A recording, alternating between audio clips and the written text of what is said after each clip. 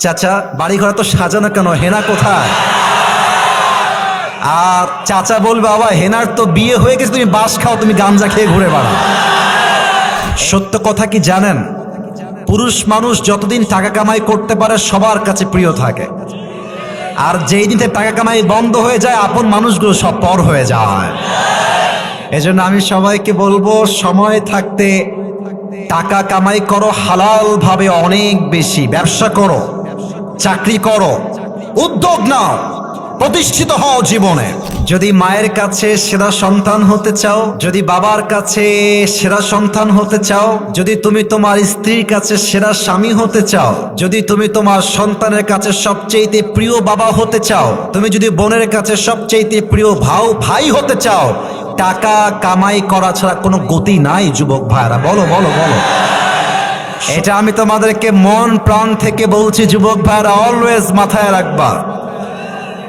जब जेब में पैसा होता है तो पराए भी अपने हो जाते हैं, और जब जेब में पैसा नहीं होता तो अपने भी पराए हो जाते हैं। পকেট ভর্তি টাকা থাকলে ভালোবাসার মানুষের কোনো অভাব হয় না বাংলাদেশে, আর পকেট খালি হয়ে গেলে ঘরের আপন বউটাও পর হয়ে যায়।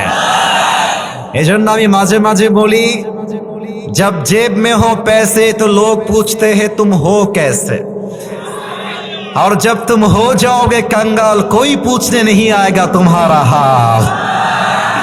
পকেট ভর্তি টাকা, বলবে হাউ আর ইউ, কেমন আছেন ভাইয়া আপনি, আর যখন পকেট খালি বলবে হু আর ইউ, তুমি কে, তোমাকে তো চিনতে পারছি না ভাই আমি। এই পুরো দেশটাই হচ্ছে টাকার খেলা।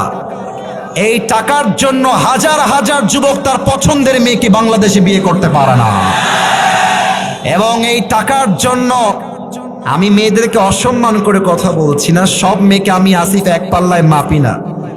অনেক মেয়ে টাকা দেখলে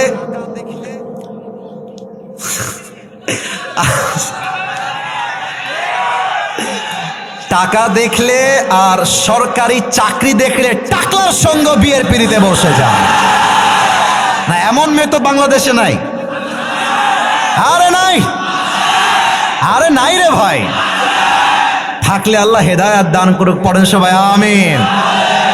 এজন্য আমি বলি, পকেট শূন্য থাকা অবস্থায় যে আমাকে হালাল ভাবে বিয়ে করতে চাইবে সে তো আমার ভালোবাসা পাওয়ার যোগ্যতা রাখে, আর যে আমাকে প্রতিষ্ঠিত হওয়ার পরে চাইবে বুঝতে হবে সে আমাকে ভালোবাসে নাই, সে আমার অবস্থানকে ভালোবেসেছে। আল্লাহ যুবক ভাইদেরকে হালাল ভাবে বেশি বেশি ইনকাম করার তৌফিক দান করুক, পড়েন সবাই আমিন।